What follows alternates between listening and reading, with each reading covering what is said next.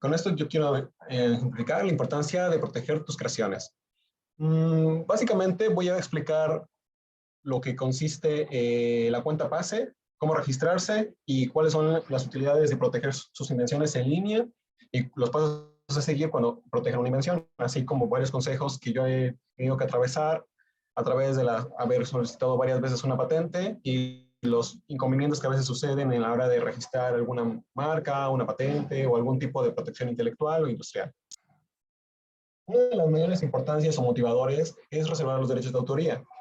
¿Qué significa eso? Significa que te reconozcan como autor de un invento, de tu obra o en algún proyecto que tú tuviste o desarrollaste. Justamente en un apartado de la Ley Federal de Protección Intelectual y la Ley del Trabajo hacen mucho hincapié en que se reconozca que una persona, a pesar que no tenga derechos patrimoniales, sea reconocida como el autor de dicha obra. Otra además son los derechos patrimoniales, es el derecho a explotar dicha patente, asimismo o innovación o de cualquier tipo. Estos derechos patrimoniales son heredables y pueden crecer bajo el tiempo, dependiendo del tipo de protección intelectual que se vaya a utilizar. En el área de patentes son 20 años, desde que se hace la solicitud hasta que queden comido, si es que la solicitud es aceptada y es concedida la patente. Esos 20 años pues pueden conllevarse a derechos patrimoniales o desarrollos subsecuentes de licenciamiento, de transferencia de tecnología a diferentes compañías o a la educación, entre muchos más, pero pueden generar un tipo de desarrollo económico para poder implementar esta innovación que desarrollaron en algún momento, ¿no? Ese desarrollo económico ayuda mucho a que crezca la economía de la zona y asimismo pueda existir un antecedente hacia futuras innovaciones. Pueden innovar en alguna área, pero esa innovación no es única, o se busca que no sea única, se busca que después existan diferentes solicitudes posteriores, ya sean de modelos de utilidad, nuevas patentes, desarrollo de materiales, entre otras áreas, ya sean de marca o los demás tipos de protección que son diseños industriales, para poder tener un consenso sobre su tipo de protección. Esa protección va a ayudar a que la economía de la zona pueda tener una mayor fuente de financiación o de empleabilidad entre los diferentes desarrollos económicos, así como pueden desarrollar algún tipo de proceso o un producto en sí o una fórmula química, pues ayudan mucho a que pueda crecer en esa área eh, la economía de ese estado, país o región, ¿no? Asimismo que si es una patente internacional, después voy a platicar un poco de lo que es el Tratado PCT y el Tratado de París, ¿no? Que son un poco de los acuerdos internacionales que tiene el INPI contra la OMPI, que es la Organización Mundial de Protección Intelectual. Pero antes de eso, pues yo quisiera platicar que todo esto que se hace tiene una buena finalidad a que pueda existir un financiamiento previo o durante o después de la innovación en cuestión, ¿no? Porque pueden tener una idea, buscar financiamiento, buscar protegerla, en algunas ocasiones se cede los derechos de la patente por ese mismo financiamiento que se obtuvo, pero aún así se siguen manteniendo los derechos de autoría. Algunas veces se puede llegar a tener una buena gestión de tecnología y eso ocasiona que puedan tener tanto derechos patrimoniales como derechos de autoría en diferentes porcentajes, dependiendo los porcentajes de inversión que pudieron haber existido en algún punto, ya sea en fase semilla o fase ya avanzada del proyecto en cuestión, que ya esté registrado o no. La idea de registrar alguna idea ante el INPI regularmente o se hace ya sea de manera presencial o en manera digital. En la manera digital, que es manera que voy a abordar un poquito más hoy, es a base de la página de gobierno, que es de servicios del INPI, popularmente se llama la cuenta PASE. Para crear la cuenta PASE, simplemente necesita un correo electrónico, su contraseña y verificar su CURP. Con eso ya se puede ingresar al sitio y ya puede empezar a utilizar la plataforma. Le va a llegar un correo de confirmación y ya con eso pueden agregarlo, cambiar la contraseña o utilizar todo esto. Es muy importante que tengan vinculado su CURP, porque su CURP, dado que pueden hacer los trámites acá en México, cuando llega un extranjero, pues probablemente busca un asesor que tenga un CURP, ya con eso puede utilizar la plataforma de la cuenta PASE. Es muchas veces lo que sucede en innovaciones que utilizan el tratado de PCT de su país para México.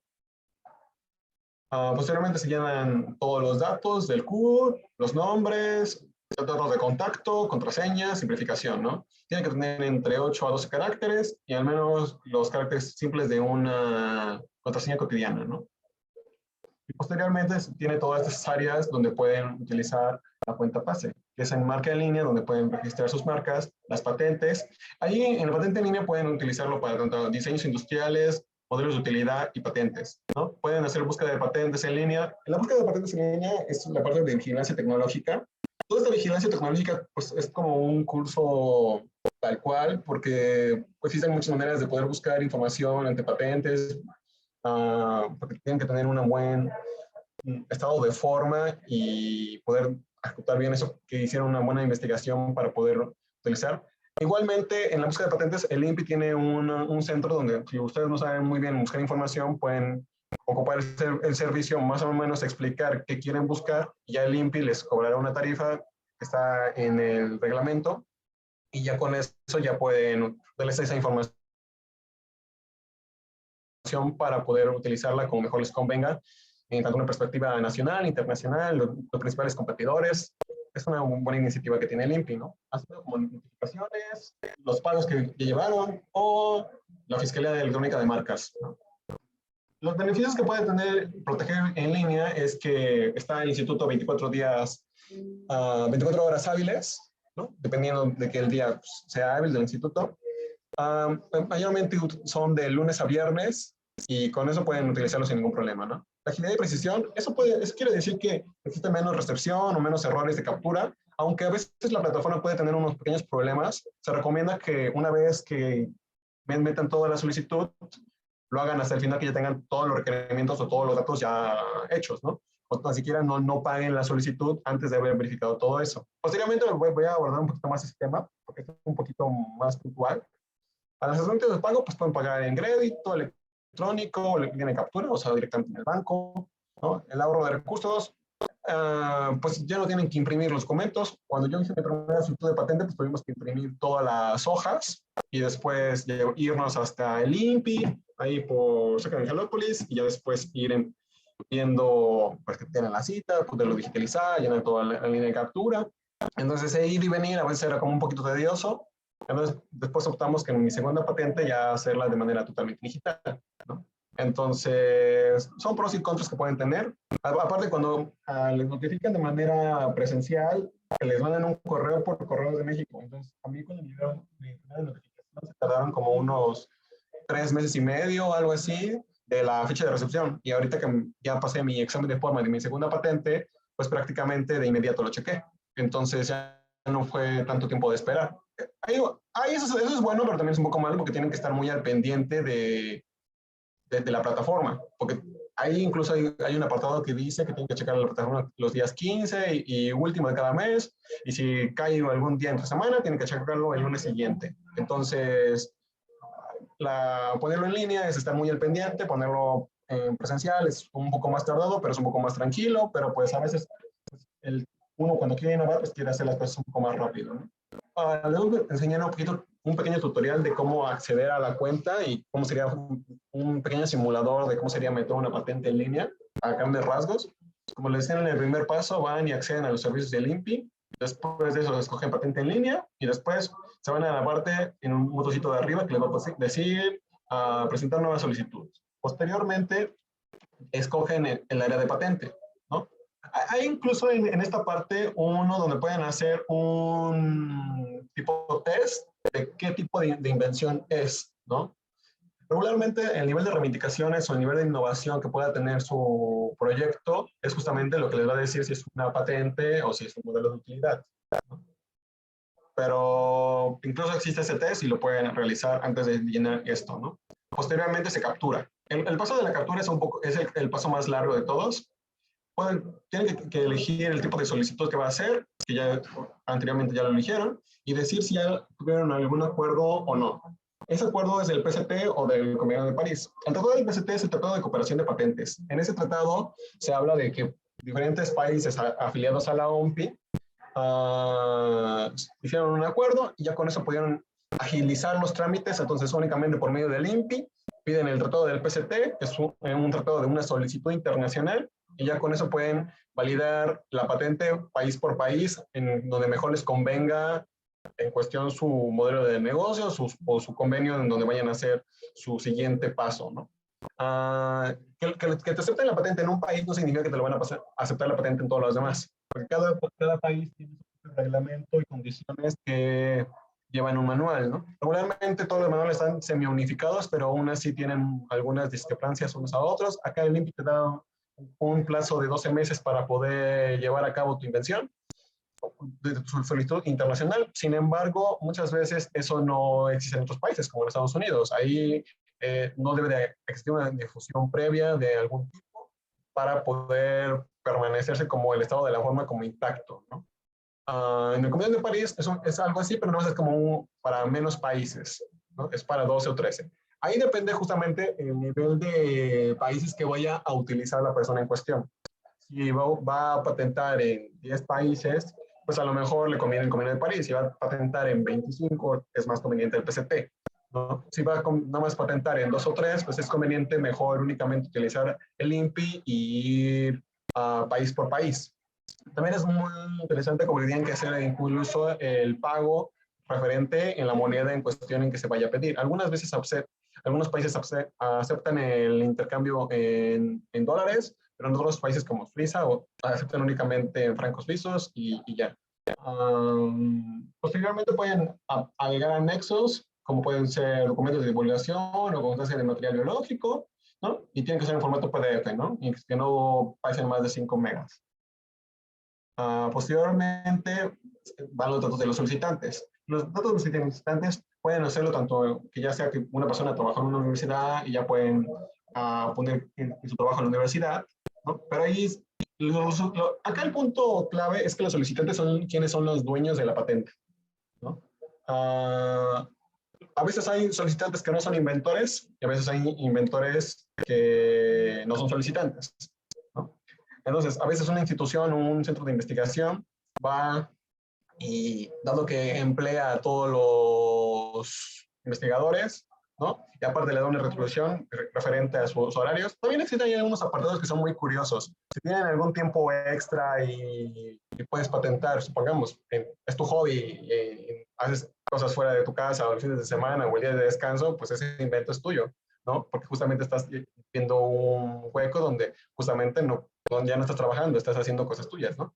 Incluso hay otros apartados que son muy curiosos que pueden decir algo contrario, ¿no? Pero ahí justamente depende de las cualidades y de lo que haya hecho el investigador en cuestión y todo eso, ¿no? Entonces, en el tema de las universidades, ahí es algo bueno. En el tema de los estudiantes, muchas veces los estudiantes tienen derecho a su propia protección intelectual y sus propios derechos, porque ellos pagan una colegiatura y eso les da derechos. Más en el tema de la educación pública. En las escuelas privadas a veces firman un convenio desde que se inscriben para ceder derechos de innovación o ya tienen como un contrato preestablecido, pero en las escuelas públicas mayormente no existe eso, ¿no? O igualmente las pequeñas y microempresas, igualmente. Si son inventores independientes o una pequeña o mediana empresa, pueden optar por un descuento del 50% de la solicitud y así mismo pueden poner el domicilio de cada solicitante que vayan a utilizar, ¿no? A los inventores, ahí es el punto que yo iba, son las personas que tienen el derecho de autoría de decir que ellos estuvieron en el proyecto y desarrollaron algo significativo dentro del proyecto. A veces existe un poco de discrepancia en ese tema. Si hay un grupo de inventores que hicieron una idea, pero en el modelo final que se patentó no tiene nada que ver con el modelo que el otro utilizó, pues no tiene mucho que ver que se meta como inventor. Acá el tema crucial es que su innovación sea significativa. Al fin y al cabo, después cuando se va la solicitud, uno puede alegar que pues esa es mi innovación y tengo los documentos que lo prueban, ¿no? Y ya el INPI será como gestor y decir, tienen razón. Acá este inventor tiene la documentación suficiente para decir que si es inventor y que se le den sus derechos tanto patrimoniales o únicamente de autoría. Ahí depende de qué vaya a pedir más el inventor, pero también se puede, ¿no? Y el domicilio igualmente, ¿no? Que lo tienen que registrar. Acá el tema de los apoderados es que pueden utilizar algún tipo de persona que les ayude a hacer los trámites, que probablemente se utiliza abogados, y ya con eso tienen algún tipo de poder para que le den derecho a que puedan utilizar los servicios de limpia en su nombre, ¿no? Hay un caso muy curioso que fue como el más clásico, que es el de Club de Cuervos. Ahí los directores que hicieron todo Club de Cuervos, pues ellos son los solicitantes, son los que tienen los derechos económicos del logo y de la serie y de todo eso, pero pues dan sus derechos a una empresa que está incluso acá de Puebla, que hace la gestión de sus documentos, ¿no? Entonces puede utilizarse lo mismo, ¿no? Y ponen el domicilio en que va a ser desapoderado y sus anexos, ¿no? Que ya esté la carta de poder, la acta constitutiva, etcétera. Pero a veces no es como tan necesario porque muchas veces los propios inventores o dependiendo en el centro donde trabaje utilizan esa opción para poder utilizar y solicitar la patente ellos mismos. Pero ahí depende de cómo se organice cada grupo de investigación. Las personas autorizadas son las personas que les podrían llegar algún tipo de información si ellos quisieran, ¿no? Supongamos que un grupo de investigadores estaban haciendo la solicitud y uno es muy despistado, pero es el primer inventor y anda un poco ocupado, entonces pone a 2 o 3 personas para que también todos chequen la página y estén todos al pendiente del trámite, ¿no? O eso, o contratan o delegan el poder a otra persona, ¿no? Asimismo, pueden poner la prioridad, lo que yo les comentaba de los tratados del PCT o el Convenio de París. Entonces, esa es la prioridad si es que ya patentaron en el extranjero. Algo similar sucede cuando van y utilizan ese tipo de plataformas en el extranjero, ya sea en España, que tienen como su red europea de patentabilidad. Entonces, ese centro puede utilizar lo mismo, nada más que es de México para Europa, acá sería el contrario de Europa para México, pero sigue siendo la misma finalidad de utilizar los convenios ya establecidos para agilizar el tema de solicitudes y de aceleración de tecnología por medio de gestión tecnológica. Posteriormente es meter la memoria técnica y se calculan las hojas, ¿no? Y los dibujos. En la memoria técnica lo que yo recomendaría es que no lo hagan de golpe o que lo llenen 2 o 3 veces porque luego los documentos fallan y se llenan varios y luego si no se da cuenta se meten muchas páginas o se llenan de más y luego eso hace que la solicitud esté mal hecha y por ende se los regresen, lo tengan que pagar otra vez. Entonces, de preferencia, cuando ya hayan terminado todo, ya está todo bien escrito, en ese momento, aunque se tarden un poquito más, van llenando paso por paso y después lo guardan todo para que exista como un antecedente de toda esta documentación y no existan fallos que pueden tener como la plataforma, ¿no?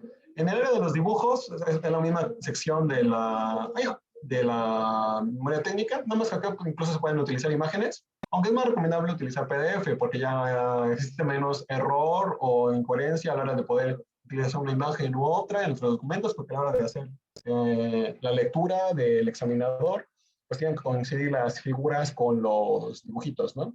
Bueno, con el escrito que se habla en la patente. Entonces es de preferencia un formato PDF, pero también se puede utilizar formato de figuras únicamente.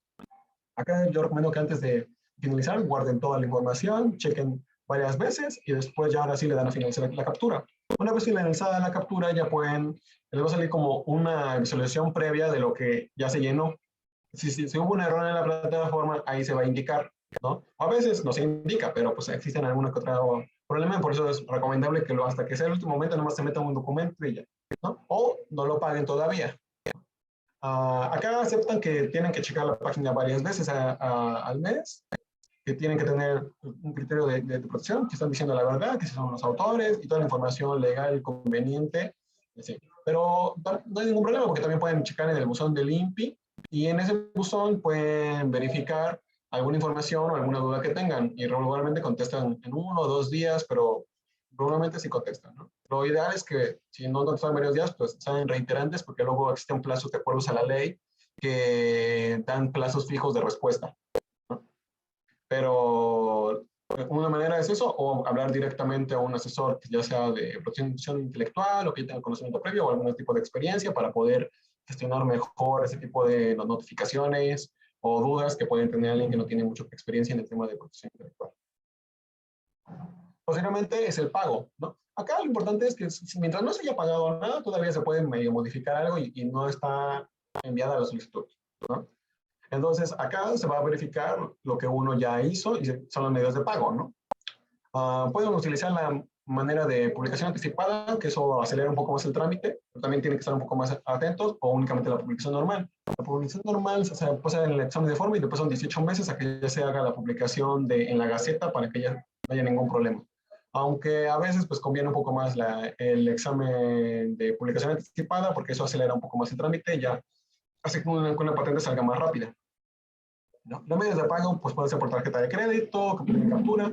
Acá pueden utilizar estos medios si es que no hay tanto problema, pero a veces logra fallar un poco en el área de los pagos. La manera más segura es la línea de captura.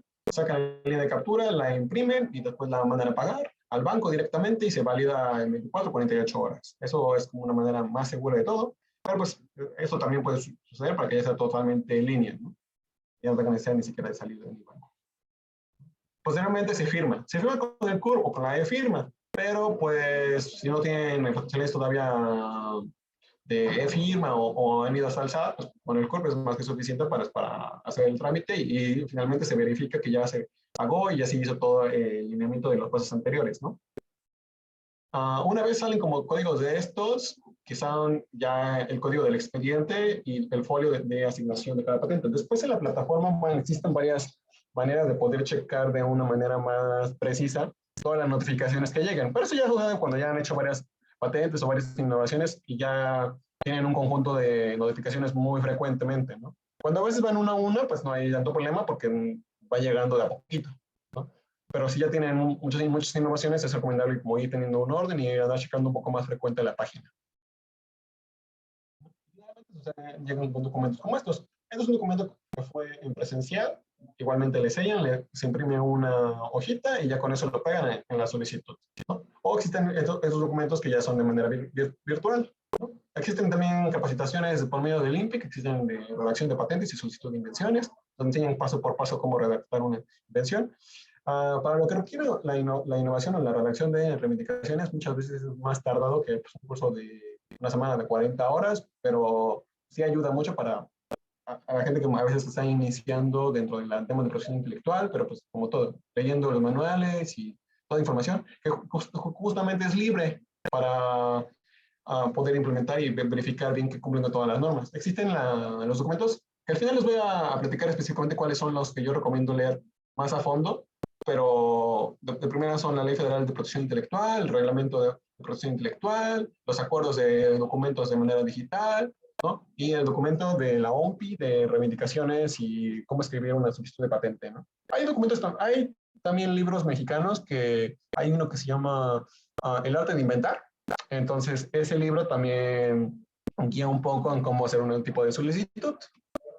Y posteriormente, cuando se publica en la Gaceta, llega acá el documento, se dice acá en los solicitantes, los inventores, y ya se usa qué tipo de resumen y los dispositivos, ¿no? Normalmente luego también va anexado un dibujo, aunque a veces si la patente no es necesaria un dibujo, pues nada más ponen el resumen y ya, ¿no?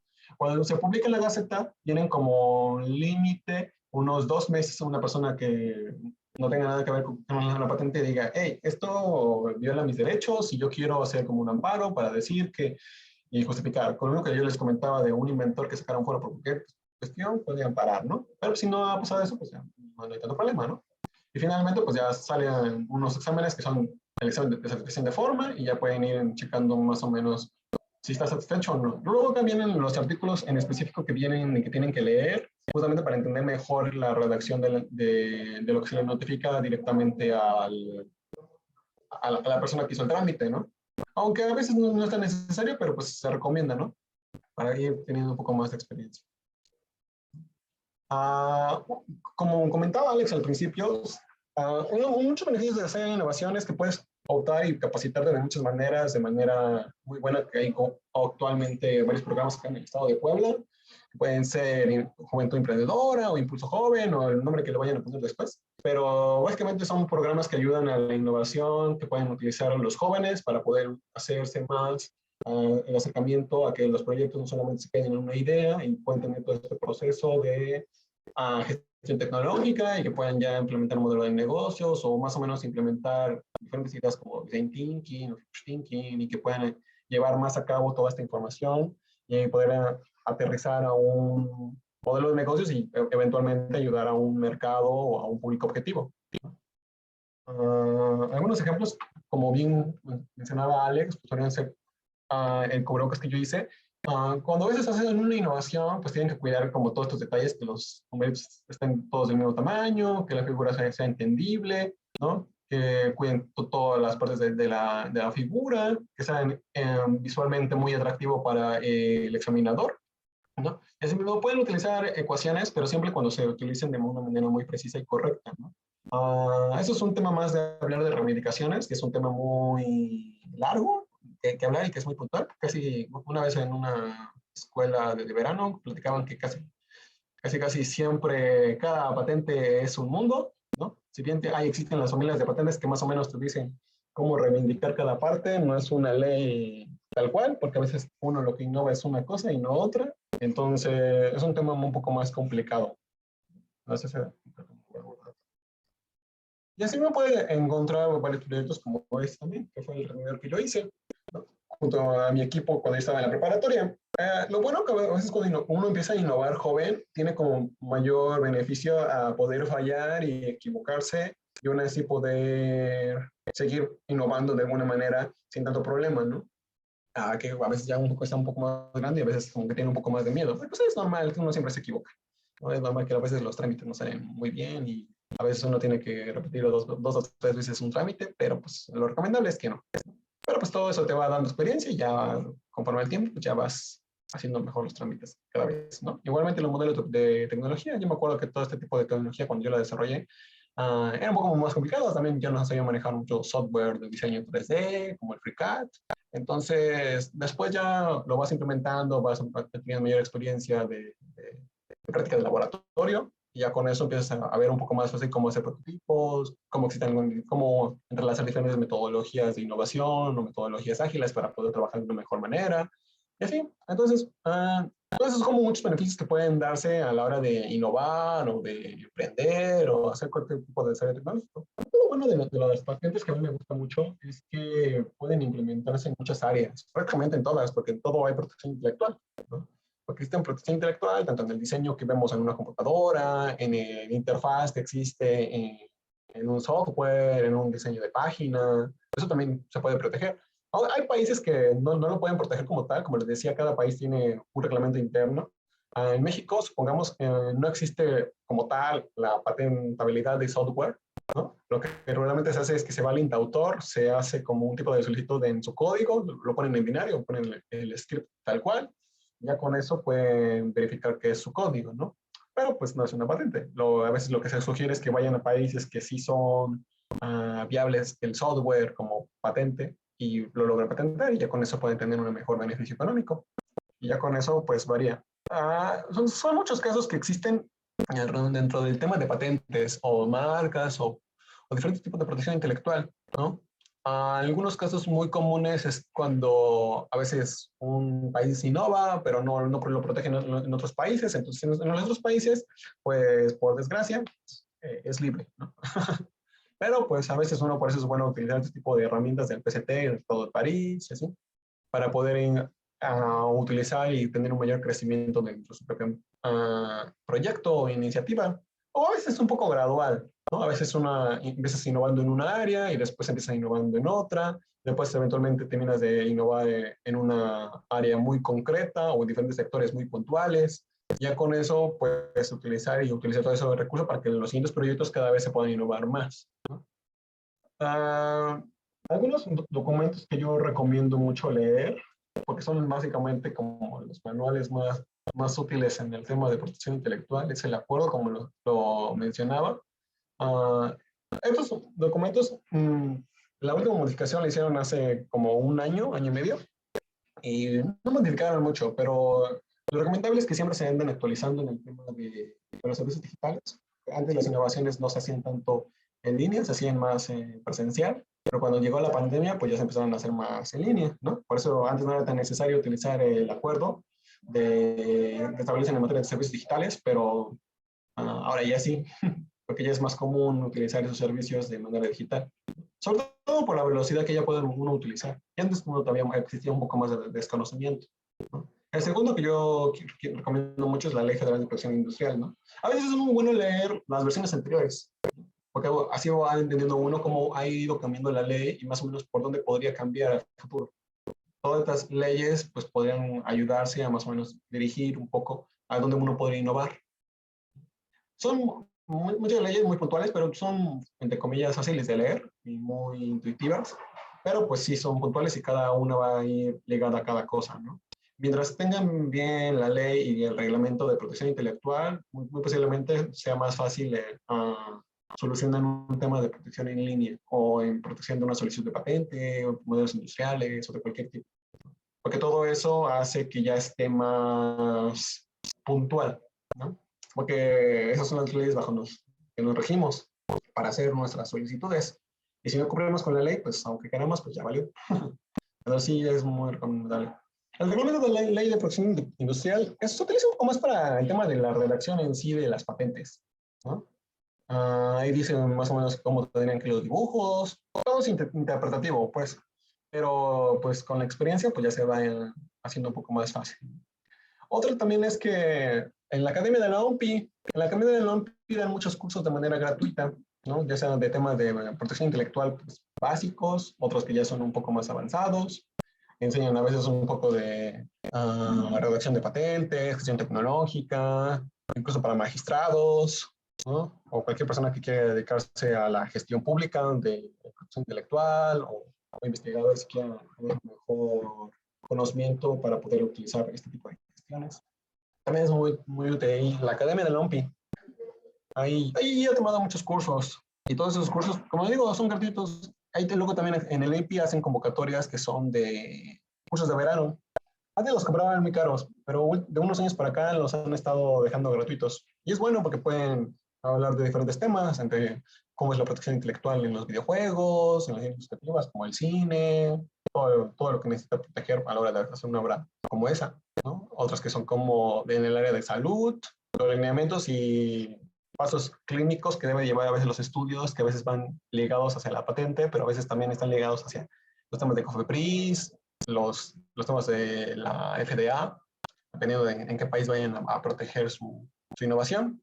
Pero pues sí, el año pasado hicieron un curso de verano sobre la importancia de la juventud del proceso intelectual. Entonces, últimamente han estado abierto mucho la brecha para que los jóvenes quieran entrar más al tema de protección intelectual, ¿no? Para que exista un mayor conocimiento, ya no exista tanta piratería o también exista una mayor manera de que exista una gestión tecnológica, ¿no? Un mejor desarrollo de tecnología, ¿no? Que sea más fácil, porque a veces entendiendo mejor la ley es más fácil desarrollar cosas, ¿no? Porque ya no estás abordando tanto a las cosas como se diría como a lo ciego, ¿no? Pero pues ya es más fácil,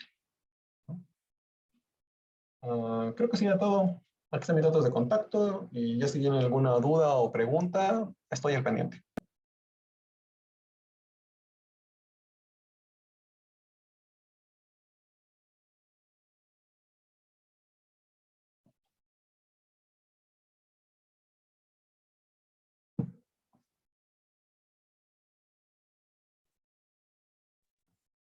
Muchas gracias, Itsuki, por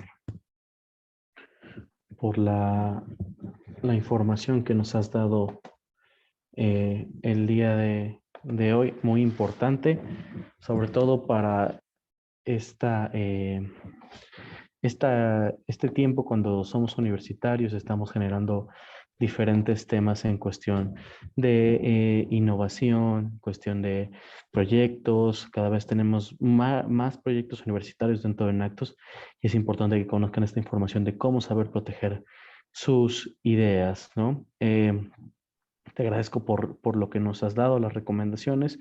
Y bueno, no sé si hay alguna pregunta por ahí en los que están dentro de la sala, dentro de los asistentes. Y si gustan escribirla en el chat, si gustan abrir su micrófono, por favor, para hacerla, con muchísimo gusto. Y yo sí tengo una para ti. Bueno, dentro de la creación de tus proyectos, ¿tú cómo iniciaste para el tema de patentar? ¿Tuviste apoyo de algún docente? ¿Te acercaste con expertos? ¿Cómo iniciaste o fue todo autodidacta? ¿Fuiste aprendiendo conforme a la marcha? Pues fue un poquito de todo, ¿no?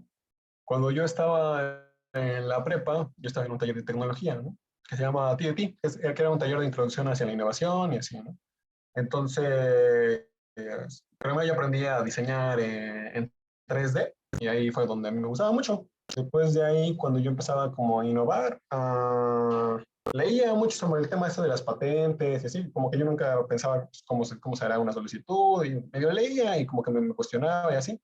Y después un profesor como que me nos dijo, pues si quieren medio síganle y así, como que medio nos ayudaba, nos daba medio consejos y así, ¿no? Todo era como de manera altruista totalmente, porque no nos cobraba o no hacía nada de eso, ¿no? Y esa vez creo que ni lo metimos en la patente ni nada. O sea, era una persona muy buena. Después de eso seguí como aprendiendo yo por mi cuenta, empezamos a seguir platicando entre mis propios amigos que hicimos la primera patente, que fue de Enrique, ¿no? Después de eso, pues yo seguía haciendo proyectos y yo me daba cuenta que la necesidad que era después aprender a proteger. Después yo me metía mucho a los cursos del INPI. Ahí en el INPI hay una que es como un Facebook Live. Ya con eso todos los días platican sobre patentes, marcas, registros. A mí me gustaba mucho eso de manera personal. Todos los días lo escuchaba, me gustaba mucho. Y después había cositas que recomendaban o decían, va a haber tal evento o va a haber tal cosa, ¿no? Y yo me iba metiendo y yo buscaba las juguetorias y era como una cosa muy personal. Y después de eso ya me metí a los cursos de verano del INPI junto a la WIPO. Después de eso ya me metí a la academia de la OMPI y empezaba a tomar como cursos. Mandaba correo al INPI y después ya me metían en como una lista de contactos donde me enviaban los cursos. Después de esa lista de contactos ya me enviaban los cursos como de manera individual. Entonces ya yo me empezaba a capacitar ahí, ¿no? Y porque muchas cosas son muy gratuitas, porque buscan incentivar esto de la innovación en el país. Yo logré tomar todo eso como por becas y por de una manera muy económicamente viable, yo diría, porque no me salió muy caro, ¿no? Y pues lo bueno que también te certificaban de manera nacional y el certificado del INPI pues era muy bueno y me ayudaba en mi tema curricular. Y así fui avanzando de a poquito y entonces iba viendo cómo todas las cosas se iban juntando dentro de la innovación, los negocios, el tema de protegerlos y cómo era cada vez más fácil ir desarrollando nuevos proyectos, ¿no? Porque ya veías como los trucos que eran necesarios para ver cómo innovar, ¿no? Sin caer dentro de inconsistencias, ¿no? Y después de eso ya aprendí bien a hacer una vigilancia tecnológica con booleanos, que es básicamente poner una manera muy correcta los términos para hacer las búsquedas cada vez más específicas. Uh-huh. Yes. Hola, Hola, Adi, ¿quieres hacer alguna pregunta? Perdón. no.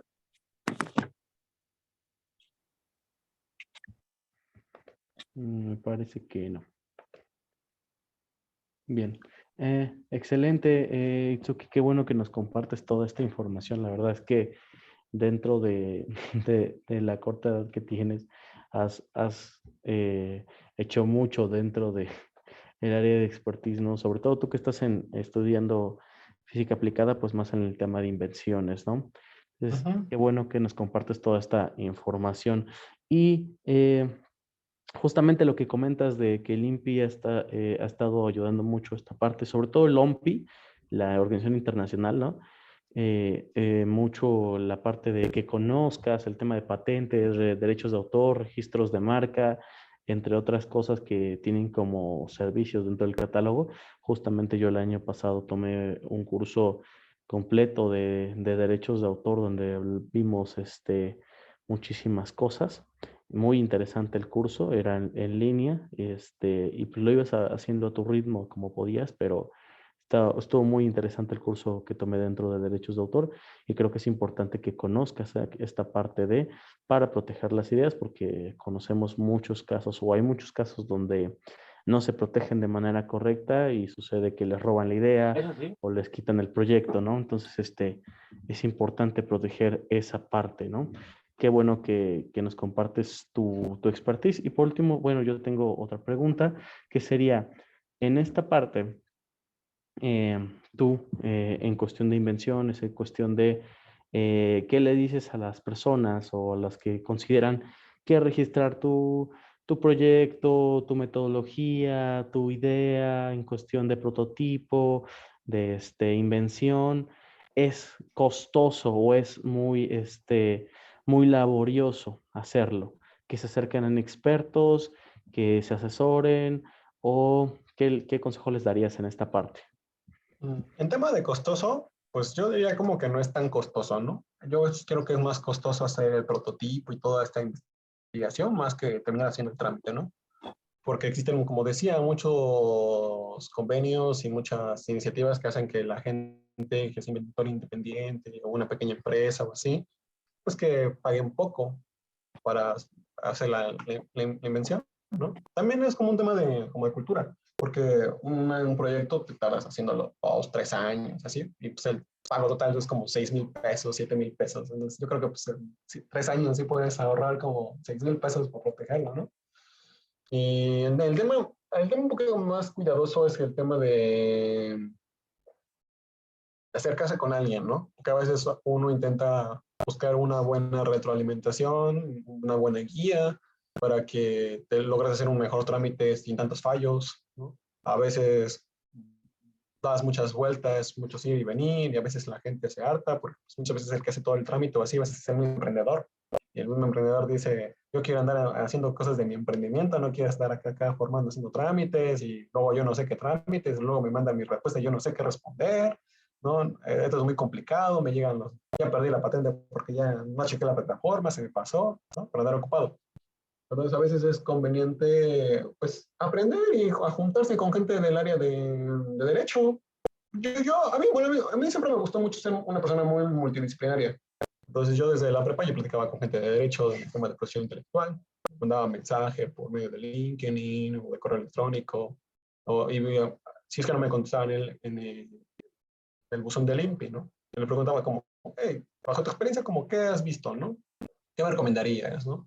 Y conforme al tiempo te vas armando de gente que te va apoyando y tú los apoyas y van creciendo juntos. Y así, entonces, si les gusta ese tema, pues es como todo, ¿no? Van empezando de a poquito y esto es como algo de largo plazo, ¿no? No es así de un día para el otro, ¿no? Porque también innovar no está tan rápido, ¿no? Una vez que ya tiene maña, pues ya innovas más rápido, pero pues no, al principio no. Y es normal fracasar y es normal ir y venir, ¿no? Ujú. Sí, claro. Seguramente eh, tienes mucho que compartir, no solo en temas de autor, sino de todo lo que has aprendido. Eres un emprendedor nato desde la preparatoria, desde que estás en bachillerato. Entonces, la verdad es que el tema da para que des otra plática, para que comentes todo lo que has desarrollado, y creo que seguramente la haremos más adelante. Te agradecemos por los consejos y por lo que nos has dado. Y bueno, quisiera preguntarles a algunos si hay alguna duda o comentario que quieran hacer a los que se encuentran en la sesión el día de hoy, que le quieran hacer a Itsuki. Y si no, de lo contrario, pues eh, creo que no hay ninguna duda. Entonces, agradecerles a todos por haber asistido a la sesión del día de hoy. Esperemos que les haya servido. Sigan atentos a las redes sociales de la incubadora, @incubadora DITCOWAP, en Instagram, en Facebook, incubadora DITCOWAP, en TikTok, incubadora DITCOWAP. Sigan las redes sociales de Enactus también, Enactus Hub Web en Facebook, en Instagram como emprendimiento universitario, emprendedores universitarios.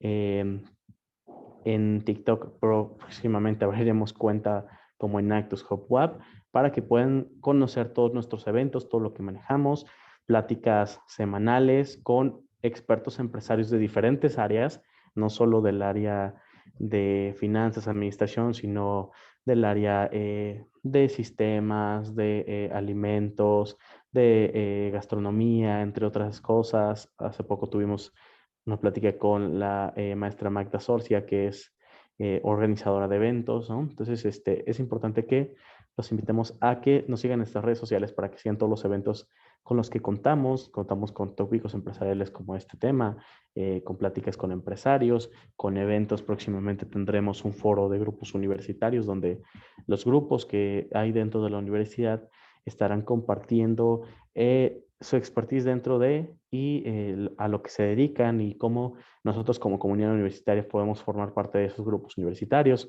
Tendremos un curso para formar grupos universitarios y formar proyectos, ¿no? Formalizar proyectos. Si están interesados, pues sigan nuestras redes sociales y cualquier cosa que salga por ahí la compartiremos en nuestras redes para que ustedes puedan estar enterados de todo lo que se ofrece dentro del Grupo Universitario Enactus y la incubadora de Web. Yael, no me queda más que agradecerte por el tiempo que nos brindaste y pues por toda esta gran información que nos has compartido el día de hoy. Sí, muchas gracias. Al contrario, gracias a ti. Bien, pues es así como terminamos una edición más de Tópicos Empresariales. Les deseo un excelente día el día de hoy, que tengan un buen fin de semana y los invito a seguirnos en nuestras redes. Excelente tarde para todos y muchas gracias por asistir.